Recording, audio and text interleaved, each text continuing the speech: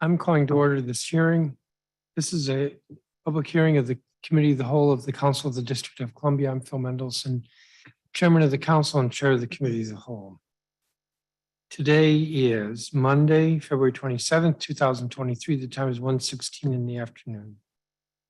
This hearing is available to the public via the Zoom video conference broadcast platform, the chairman's website, which is www.chairmanmendelson.com/live, and the council's website, which is www.dccouncil.gov. I'll repeat those: www.chairmanmendelson.com/live and www.dccouncil.gov. This is a continuation of a hearing that began on February 22nd. That is last week. There was one agency that we held over, and that was the District of Columbia Retirement Board. So we're going to hear testimony from J.P. Balistrieri, and I believe Lyle Blanchard was a trustee, a council appointee to the Retirement Board. I will have a few questions after their statement, and then following the hearing, we will break for about 5 minutes and then start the oversight hearing. It was regularly scheduled for today, which will include UDC, Commission on Arts and Humanities, and a couple other agencies. With that, let me see if Mr. Balistrieri is here. I see Mr. Blanchard. He's one of those two.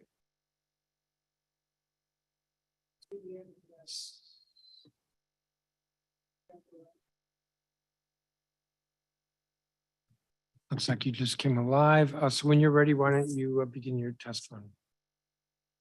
Thank you, Chairman Mendelson. Good afternoon and to you and members of the Council of the District of Columbia Committee of the Whole.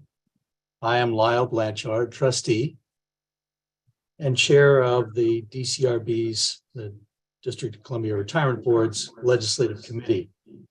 As a member of DCRB's Board of Trustees, I want to thank you, Chairman Mendelson, and this committee for your continued support. The trustees look forward to working with this committee and the council as DCRB fulfills its fiduciary and administrative responsibilities. DCRB was created by Congress in 1979 under the District of Columbia Reform Act as an independent agency of the District of Columbia government. DCRB has exclusive authority and discretion to manage the assets of the District of Columbia Teachers Retirement Fund and the District of Columbia Police Officers and Firefighters Retirement Fund, collectively referred to as the fund. Our mission also includes providing a range of retirement administration services for members of the District of Columbia Teachers Retirement Plan, the Teachers Plan, and the District of Columbia Police Officers and Firefighters Retirement Plan, known as the Police Officers and Firefighters Plan. And we collectively refer to these as the plans or the fund.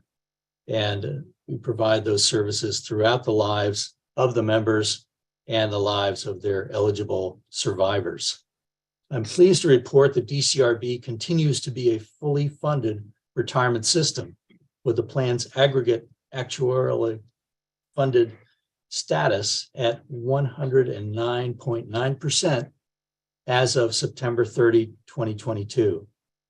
The DCRB's total funded assets also reached $10.1 billion as of December 31, 2022, and we continue to make progress in our efforts to create a comprehensive retirement system. From its inception in 1982 through September 2022, the plan has generated an annualized gross return of 8.24%. I'm also happy to report that to date, DCRB has been among a select number of public systems to ever receive the Public Pension Coordinating Council's Recognition Award for Funding and Administration in recognition of meeting professional standards for plan funding and administration as set forth in the Public Pension Standards. And for the 14th consecutive year, DCRB was awarded on February 11th, 2023, the Government Finance Officers Association's Certificate of Achievement for Excellence in Financial Reporting for its fiscal year ending 2021. and that's for the annual comprehensive financial report. This award is the highest form of recognition in governmental accounting and financial reporting. I will now turn our testimony over to JP Ballestieri, who will provide you with more detailed information about our FY 2022 accomplishments and our goals for FY 2023 and beyond.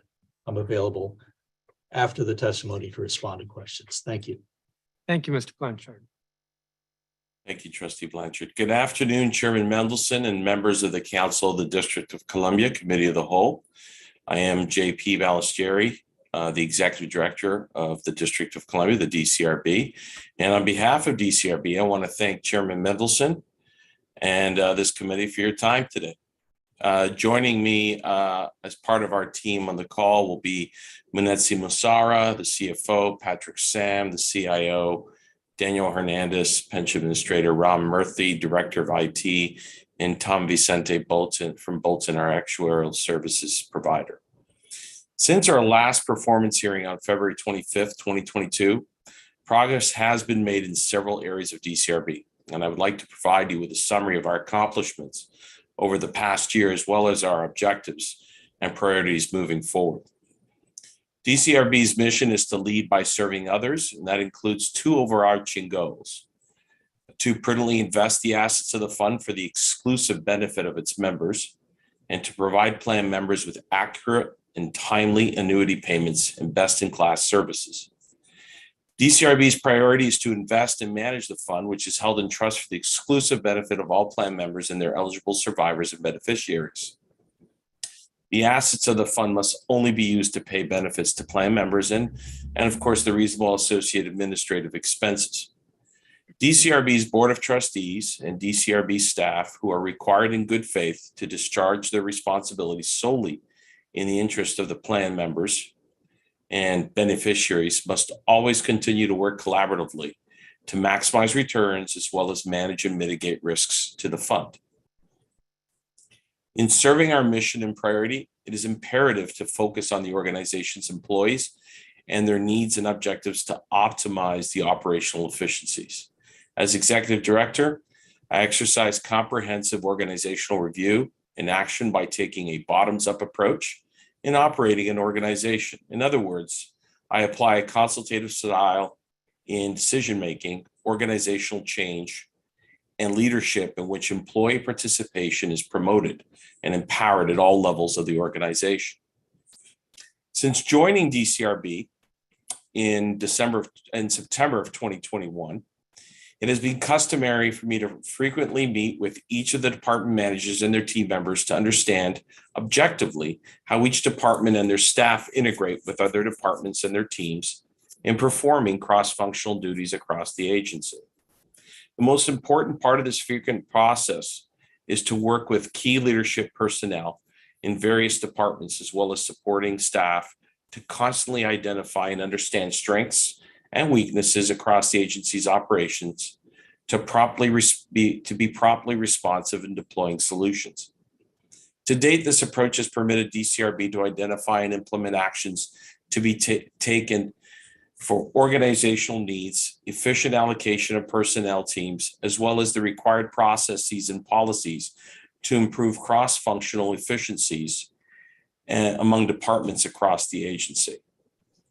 I'm pleased to report that DCRB is a workplace where employees are free to be their authentic selves and are encouraged to speak their minds while collaboratively sharing their opinions in a collegial work environment. At DCRB, we operate with a management approach whereby goals and objectives are clear and obvious, others' opinions are respected and considered, roles among personnel and departments are clear and agreed upon, and communication is supportive and assertive, yet understanding and respectful via active listening among team members. And of course, decision-making is based on agreement, clear review, and approval by all stakeholders' input while effectively meeting deadlines. In 2022, DCRB set out to make certain promotions, changes in organizational structure, personnel placement, and recruitment based on optimizing operational efficiencies, and most importantly, to provide our employees a platform for personal growth and a bona fide career path.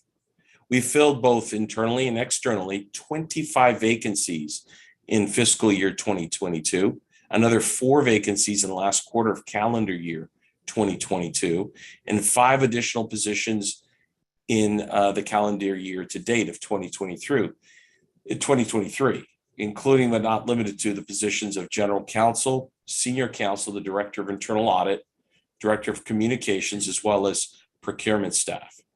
We continue to proudly operate as one of the most diverse pension funds in the United States, with a workforce that is comprised of 62% female and 79% minority employees. Since the commencement of fiscal year 2022, we have promoted a total of 12 employees at various staff levels, whereby 9 were female and 8 were minority staff members. One of DCRB's major ongoing responsibilities is to prudently invest fund assets, with the goal of earning a return that meets and exceeds the established actuarial long-term investment return, as mentioned before, target rate of 6.25%. This target is intended to sustain the fund's viability over the long-term investment horizon. As of February 14th, 2023, DCRB has averaged a net return of 6.7% per annum over the last 20 years. The fund's balanced and diverse allocation of its assets have been paramount in maintaining a resilient investment portfolio, especially during a period of global unrest, war, and economic uncertainty since last year's performance hearing last February. As of February 14th, 2023, the fund has recovered about $1.1 billion at a total market value of $10.6 billion since September 30th, 2022 in fiscal year 2023 year to date, as well as representing a fiscal year to date net return of 11.3% for the fund. To achieve long-term sustainable risk-adjusted net returns, we continue to review investment manager performance against benchmark returns, rebalance the portfolio to maintain compliance with asset allocation targets and ranges, as well as monitor and evaluate investment manager fees. This is both dear to mine and yours, Chair Mendelson's heart. In accordance with an investment fees benchmarking assessment conducted and published by CM Benchmarking Inc. in November 2022, DCRB's total investment cost in 2021, excluding private asset performance fees, was 45.8 basis points compared to the US median of 52.1 basis points, comprising a benchmark of 145 funds with a plan size ranging from $365 million under management to $412 billion under management. In fiscal 2022, as a member of the Institutional Limited Partners Association, DCRB was a signatory supporting legislation that seeks SEC rulemaking action to require quarterly fee and expense reporting by private fund advisors. However, this was not enough, and we decided to take action as an agency and set an example for pension funds. We're granted an RFP award in August of 2022 to Comor, a specialized consultant in investment manager fees and transaction cost verification, analysis, and management. The consultant will establish already commenced and will establish a new investment manager and performance fees and expenses validation process that will provide DCRB with a timely, that being quarterly, and transparent reporting process for all public and private manager fees and expenses, as well as performance fees. This system will provide DCRB with information our internal investment, finance, legal staff, and investment consultant, Makita, required to fulfill timely and periodic review and verification of investment managers' compliance with the terms and conditions of their agreements. Moreover, the DCRB investments and procurements departments are currently working together on an RFP process for a consultant to help DCRB independently review and monitor the transaction and transition costs of public markets investment managers. The need for this service has been necessary for several years, and we expect to complete the RFP process for the second quarter of calendar year 2023. This consultant would provide three primary services to the board. It would benchmark the board's public market investment managers' trading costs for equities, fixed income, and foreign exchange, for example, to ensure they are in line with the market standards, to assist the investment team in the evaluation of prospective investment managers' trading costs, to identify potential issues before hiring new investment managers, and assist the investment team in developing investment manager transition strategies, as well as measuring and evaluating transition costs between investment managers. Everything to manage the bottom line and the costs to pass such savings eventually and ultimately to our beneficiaries. As part of the board's monitoring and prospective and current investment managers, we continue devoting substantial time and attention to evaluating investment managers' commitment and willingness to embrace diversity and inclusion in their hiring decisions, investment decision-making processes, and governance and ownership structures. In collaboration with the board's investment consultant and other industry partners, we will continue to identify promising emerging diverse fund managers and engage our existing partners to evaluate their efforts to promote diversity and inclusion at all levels within their general partnerships across the board. Pursuant to the Diverse Emerging Fund Managers and Reporting Requirements Amendment Act of 2020, that's DC Law 23161, DCRB meets the reporting standard through disclosures in its annual comprehensive financial report. Moreover, as of February 14th, 2023, our diverse investment manager exposure comprises over $1 billion, that's 10% of our total committed private investment funds, and invested capital in public investment funds. When considering that 50% of our board's investment portfolios invested in index funds to minimize costs and risks, diverse-owned managers account for almost up to 20% of total actively managed assets. DCRB finalized and received council approval for its own procurement rules effective as of December 21st, 2021, and established its own procurement department in the first quarter of calendar year 2022. As part of the DCRB's organizational restructuring, the procurement department was placed under the finance department, that's the CFO's team. This fortified the necessary collaboration between procurement and budget units in the areas of acquisition, planning, budget certification, and fund validation to facilitate the procuring of quality, cost-effective goods and services to the board. Proper acquisition planning is imperative for effective budget formulation and execution. Moreover, it allows procurement to develop a comprehensive vendor outreach plan for option year rewarding and RFP schedule planning to ensure contracts are awarded in alignment with the board's operational needs and objectives. Having procurement under finance and operations helps improve enforcement of policies and procedures. It helps enable end-to-end procure-to-pay efficiencies. It improves supply chain risk management. Its sourcing savings will be validated by finance and a more authoritative account of procurement achievements. It improves ability to control budgets and cash outflows. It provides a single source of truth and set of numbers for us. It ties budgets to P&L and to contracts to sourcing, and thus eventually, hopefully, a lot of savings. Allows collaborative implementation of process and policy changes as well. We commenced conducting a robust review of our operations across DCRB. We have brought on a director of internal audit and compliance to help us identify organizational areas of strength and weakness in the implementation, administration, and fiduciary oversight of the agency's retirement program, review DCRB third-party administration and other support operations, including investments in board governance and fiduciary oversight functions, with applicable federal and district laws, rules and regulations, industry best practices, and the best practices of other similarly situated governmental 401(a) defined benefit plans, and also to provide a detailed and actionable set of recommendations to cure and or improve any identified deficiencies promptly and accurately. This will coincide with establishing and implementing processes and policies to ensure and administer ongoing compliance review across all agencies and departments and operations to ensure the utmost transparency in all our processes.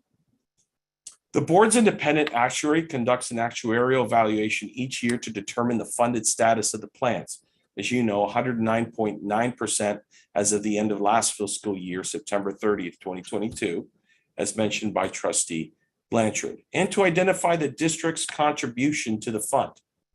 In addition, DCRB's financial statements are audited annually. We continue to strive to obtain and maintain unqualified opinions and report our financial activities according to required governmental accounting standards, i.e., we've won some awards as well for the importance of having transparent and clear records. On December 19th, 2022, our auditors, BCA Watson Rice, also known as BCA WR, issued its opinion and identified no material weaknesses in our internal controls or financial reporting for DCRB. On January 31st, 2023, the District of Columbia's Office of the Inspector General, in its compliance report under government auditing standards for the fiscal year ended September 30th, 2022, confirmed that all of BCAWR's prior management recommendations have been duly addressed by DCRB management, and that all outstanding conditions related to the fiscal year 2021 findings have been fully remediated. We continue to improve benefits administration capabilities to assure that benefits are paid to our members accurately and timely, thanks to a strong will and effort by our benefits team and pension administration team and the quality team and the services teams working hard to improve data and efficiencies with our fellow interdependent stakeholders at the employer agencies. DCRB continues to improve benefits administration by collaborating with our district partners to increase the quality of that data used to calculate benefits, and by automating the transfer of that information to DCRB where possible. Building and maintaining trust has been imperative to our effectiveness.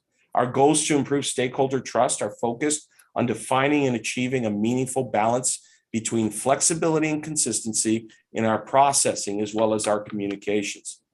We have specific initiatives in place to increase transparency with members and other stakeholders. We will continue to better leverage our website to share timely updates regarding expected and unexpected activities that may be of interest to our stakeholders throughout the year. We are continuously evaluating our regular processes and our operational projects to ensure that they are efficient, communicated clearly, and consistently compliant with rules and regulations. For example, we are evaluating the various forms we receive, their sources, and their purpose to support productive and clear discussions with our agency partners. This will support a common understanding of the process and timing to establish clear expectations. We also are identifying opportunities to streamline and improve operational projects, such as earned income reviews and annuity verifications, to smooth the process for members and staff.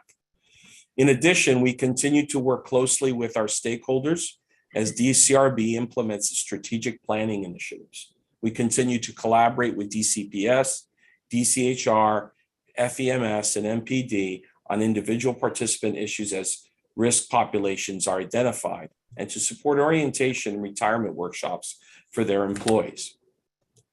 As noted in my letter to the mayor and other stakeholder agencies in the fall of 2022, we have met and continue to frequently meet with stakeholders inside and outside DCRB to discuss improvements in the transition from active employment to retirement, and to promote collaboration amongst all the agencies involved in the retirement process. The collaboration with our district partners to increase the quality of the data used to calculate benefits will contribute to additional member-specific initiatives and faster processing times wherever possible. We have commenced specific feasibility exercises and actionable initiatives to secure all active member data in one source system in the near and long term, build end-to-end retirement process maps, and better define roles, responsibilities, and lines of authority for all agencies involved in the retirement administrative process. This is our core business, providing white glove, best-in-class services to our beneficiaries. That is our core business. In cooperation with the U.S. Treasury, DCRB plans on expanding on last year's successful annuitant self-service launch by offering additional features. Currently, annuitants and survivors can view certain documents online through a secure portal like monthly earnings statements, health and life insurance information, direct deposit, tax withholdings, etc., and manage some of their personal data independently. But planned future functionality will include online healthcare open enrollment and retrieval of yearly tax documents. Moreover, to further increase our members' ability to report certain life events to DCRB, in fiscal year 2022, we updated our website with the assistance of our IT department and Okta to launch online secure forms and communications through our member services center. This included the ability to submit member inquiries with attachments, healthcare enrollment forms, deferred retirement applications, reporting a member death, and other widely used DCRB forms. In closing, I would like to thank Chairman Mendelson, the District of Columbia Committee of the Whole for its support in helping DCRB carry out its mission. We look forward to working with you and your staff in thoughtfully serving our plan members. I want to thank you for this time.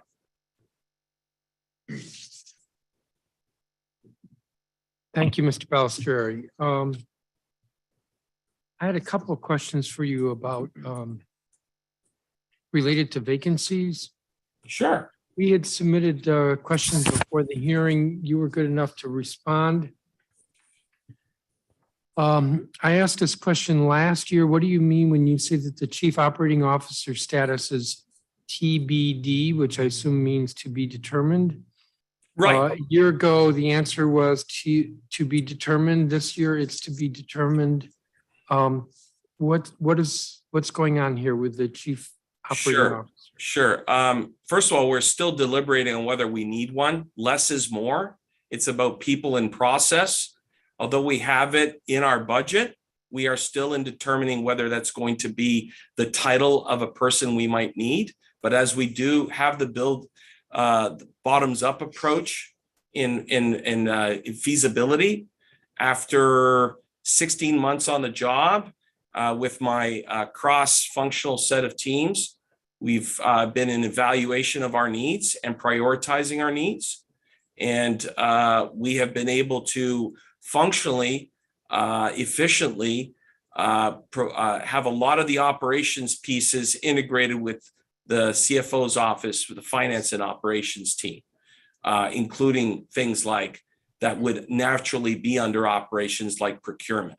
So we're very happy. It's actually good news. The good news is that while we are managing vacancies and determining the definition of certain roles, as I basically evaluate with my team members different roles, now that we have even additional team members, priorities like this, the director of internal audit, who will assess a lot of our processes and test a lot of solutions to deficiencies over the next 3 to 6 months, we'll be able to determine even further where the operational deficiencies are, and then to evaluate what our needs are. It might be that the COO position turns into an operations manager, which is less costly and more efficient to the end-to-end operations servicing our core business, that's being benefits and investments. Hope that helps. So the position is in the budget, in your budget, but the agency is still deliberating whether the position is needed. That's the short of it. It's either whether it's still needed or another version of that position is going to be inputted in place of it that will be less costly but more efficient. Correct. Now, in our pre-hearing questions, we also asked, we provided a table with maybe 12 positions and asked which are still vacant, and it was indicated that the Director of Internal Audit is still open, and it was last filled in December 5th, 2019. But your statement refers to a Director of Internal Audit. So Yes. why is it listed as vacant in your answers? I don't know why it's stated as vacant. We hired our Director of Internal Audit back in the beginning of January. Of this year? So little surprise it's considered vacant. Hired in January of this year? Yes, sir. January of 2023. He was hired back in the fall and started with us officially on January the 16th.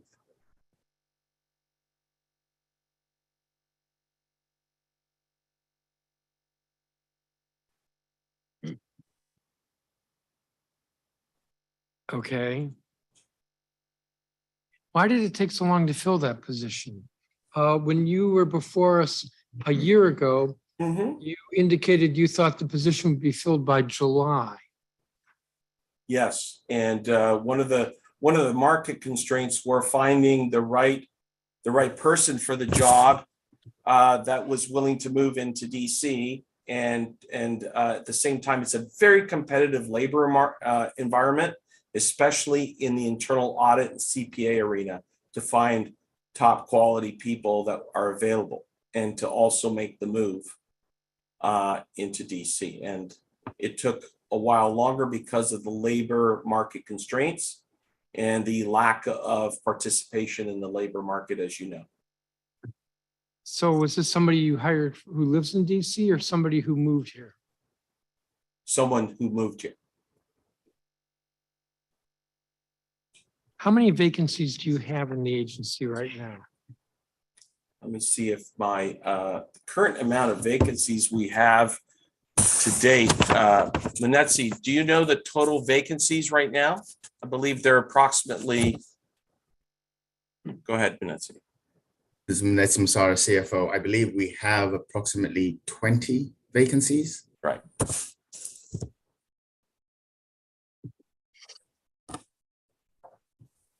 Is your Director of Human Resources vacant? No, he's here. We do not have a vacancy for Director of Human Resources. Okay, because I'm looking at the org chart with the vacancies, and in the box for human resources, it says vacancy human resources, not clear. Oh, that's a vacancy in human resources, a more junior person to work with the two people in human resources. They've been doing a lot of heavy lifting, and we have a budget opening for someone to come in to help them out, someone more junior. But Vernon Valentine is my Director of Human Resources. Has been here for quite a few years.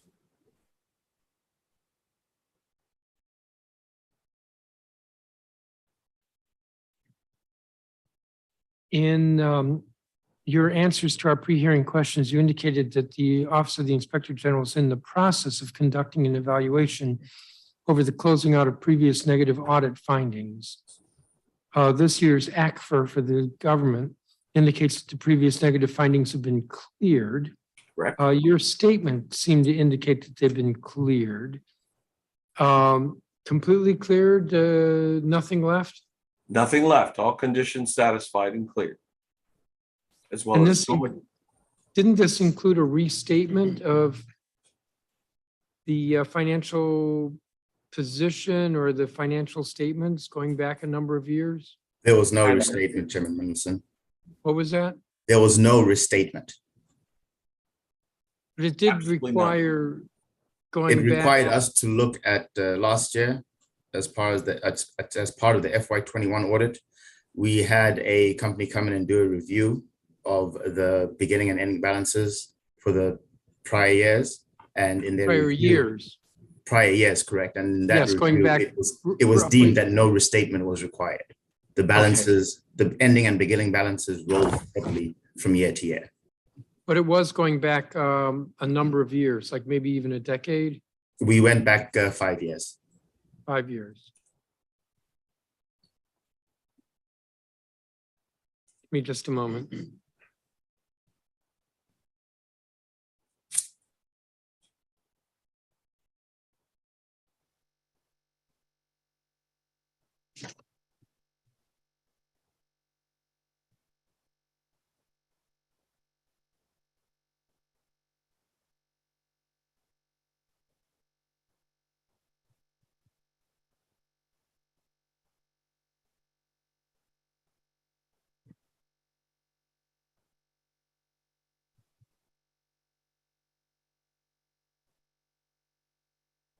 What is the status of the federal investigation? This was in the news a year ago. As you probably saw in the questions and responses we responded to you on, there is no investigation of DCRB. DCRB is not a target of any investigation, to be clear and on record, but only cooperating in line with a federal investigation of third party. And we have provided all required documents of such. That last point, provided all required documents of such. So there's nothing pending, no request pending of the agency right now. Not at this point, except for probably a couple of documents that might be requested from time to time if necessary.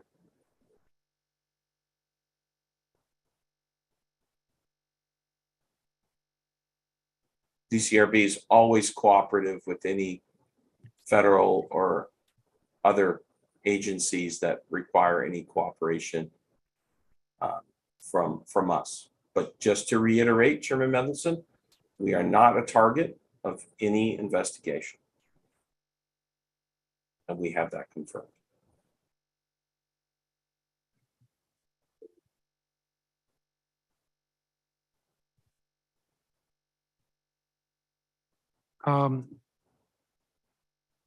I don't have the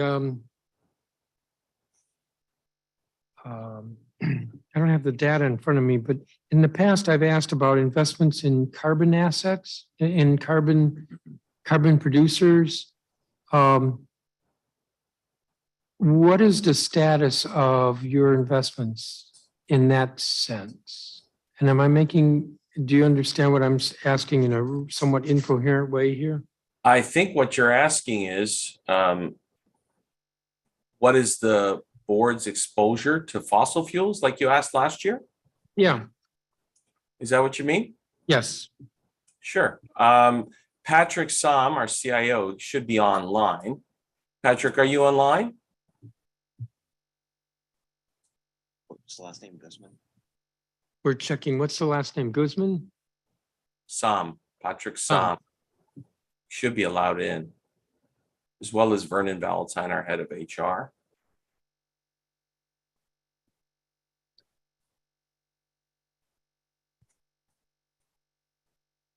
Sam is spelled S-A-H-M. Correct.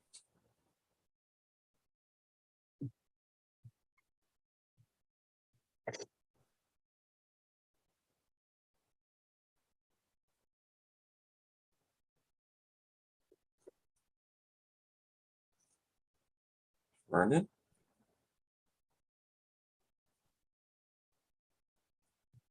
Unmute. I'm here. Vernon Valentine is here, HR Director at DCRB. Can you all see me? Yeah, Vernon, Yes. we're just waiting to hear from Patrick Som. Understood. I just heard my name called. I don't think we see him. Do we see him? It's GUSM. It is. And he has a- GUSMAN.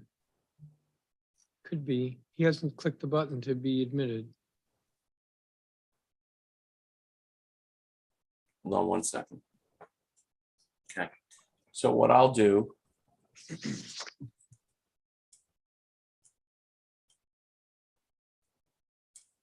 is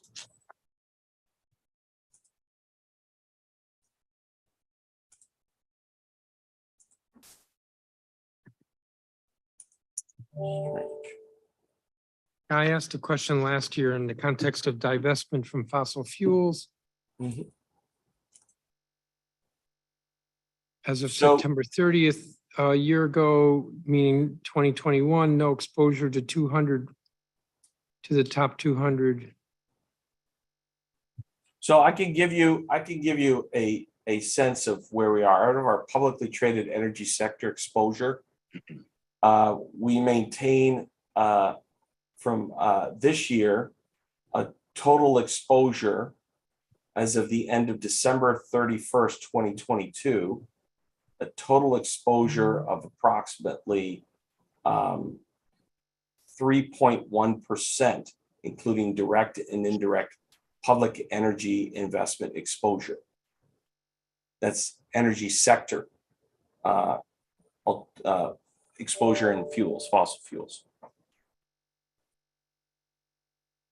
So that could be more than fossil fuels. I think you just said that. That can be a mix, yes, of it's very small, it's tiny compared to our overall exposure and including renewables, et cetera. We're waiting. There's nobody. Since we're struggling here with the answer, how about if you follow up? Sure, we can follow up Get with back you. to us. We'll provide you detailed answers as we did. This was a follow-up question last year. We can provide you follow-up question. Patrick is here actually to give you some details. He just arrived. Were you having trouble getting on? Yeah. Okay.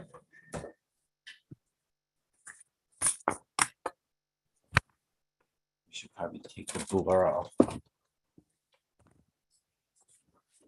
Good afternoon, Chair Mendelson. I'm not sure how much was covered, but last year you asked us about our exposure with respect to the Carbon Underground 200 list. Yes. And the answer is in terms of our direct holdings through separate accounts, the exposure is 4.9 million. And in terms of holdings through commingled funds, it is 241 million for a total of 245 million, which is 2.4% of our total assets. And this all is as of December 31, 22. The 241 million was, what was that again? Right, that's what we consider indirect holdings through commingled funds. So those are funds where we are invested in funds along with other investors. So we don't have control over the investment strategy guidelines. With the direct fund investments, we do. Those investment guidelines are specific and the board sets them. The indirect would be like mutual funds? Exactly, yeah, the institutional version of mutual funds, correct. Okay, so it's 241 plus 4.9 for a total of 2.4% of your assets. 2.4% of our total assets, that's right.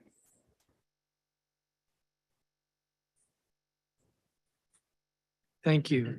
Mr. Balistrieri, are you aware of issues with processing teacher retirements? Yes, I am. What's going on there? Absolutely. We'll answer that. One of the issues we have with teacher retirements, and then I'll bring in Daniel Hernandez as well. But one of the issues we have with teacher retirements in the DCPS is we have an issue with a lot of turnover at DCPS that handle the process of pre-retirement, where people will expect their checks once they retire in June. By September, the problem is that inside DCPS, they're not achieving the process of way beforehand, starting the pre-retirement process for all the documentation that are required to timely get them to get a check in September following their June retirement date. So one of the biggest issues for us is getting timely information to process it. And without the full information and documentation, we can't unconditionally provide the check timely, as well as the accuracy of the information as well. This is more prevalent and something we're working on. When I talked about in my testimony about data efficiency and data quality and the timely provision of that, we started last month already actively working and setting up some Tiger teams, my benefits team and the group, as well as our director of internal audit, to work with the other agencies, not just DCPS, but also fire and police, to work with them in their internal process, to give them work with them on a joint roadmap to get more timely information and to help them understand that these types of requests and process of requests for getting a pre-retirement planning for a check once retirement takes place needs to be done much earlier on. And part of that is having workshops and educating their beneficiaries as well, and their workforce, that being teachers and fire and police, in establishing what documentation is needed, what accuracy is needed, when it's needed. Daniel, would you like to expand on that? Sure, I can expand on this. Good afternoon, Chairman Mendelson. This is Daniel Hernandez, the pension administrator. We have been working in the last year with DCPS's HR department. They have, as Executive Director Ballesteri has mentioned, have undergone some turnover just like we have. But we were actually able to train them regarding the retirement process and what we need. As of to date, what we get in has been processed. So some of those humps have been cleared. But we are still doing more education and training for the HR department to hope to get that data in our hands quicker. So we're working with them as planning the retirements that are going to come in the summer and spring now, looking at termination reports and doing other projects around the data so we can get these this information to us quicker and more accurately. Like executive directors did mention, we try to pay as accurate as possible and as quickly, and we have to make sure it's right before it goes to final. You referred to turnover, and Mr. Ballesteri referred to turnover. That's turnover in HR staff at DCPS, or turnover with a lot of teachers retiring? Well, both actually, both actually. As you know, keeping teachers and so forth. We seem to get a lot of turnover, especially the newer ones. Don't last more than 5 years sometimes. Now with the new contract, it might help. But there has been turnover in the HR staff affecting our business. So we can only process what we've received in. And sometimes there is a little bit of a bubble that builds up on that end. But we're working with them to get them checklists. We're working with them to understand what exactly we need and the data we need to process faster. Well, if there wasn't turnover, then presumably there would be folks there who've done this before and understand the process. Or I could put it differently. I've been hearing complaints in the last few months about teachers not getting their retirement, and I don't recall hearing those complaints in the past, which says to me, or suggests, that this is a new problem with DCPS, and if there's been turnover, then that would help explain it, that the experienced hands didn't understand. Yeah, so we actually had on last month a retirement orientation sponsored by the WTU, and it was well attended by either people who are going out now or going to be out in retirement soon. And that was and DCPS was there too. And they did mention there was some lag as far as getting information to us. So we are trying to work with them as best we can to get that information. A lot of it has to do with historical data and the records into our hands. Thank you. Give me just a second.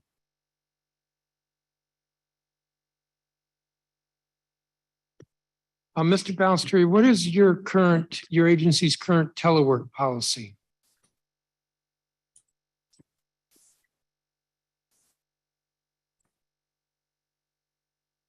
Can you hear me? I can hear you now. Okay. Our agency's current telework policy is they're in a minimum 3 days a week full-time, and they are permitted pursuant to each of their managers' requests or needs. They're permitted to be up to 2 days a week telework. 3 days in and 2 days telework.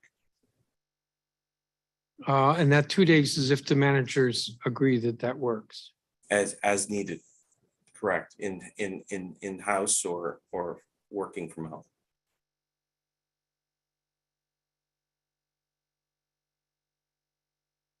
I don't have any other questions for you at this time. We're going to see you in a month. What does that mean? Budget hearing? Yes. Are we doing this in person or virtually, like today? We're trying to do it in person.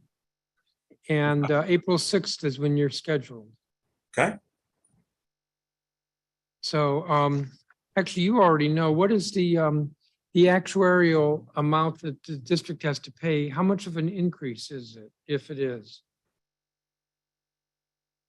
The total actuarial amount that has to be paid this year or for last year? No, for the coming year, FY24. And let's see, what's The FY24 contribution is $130 million, 107,000. And how does 130 million compare with the current year? That's the FY24. FY23 contribution was 125,300,000. So it's about a $5 million. $5 million increase.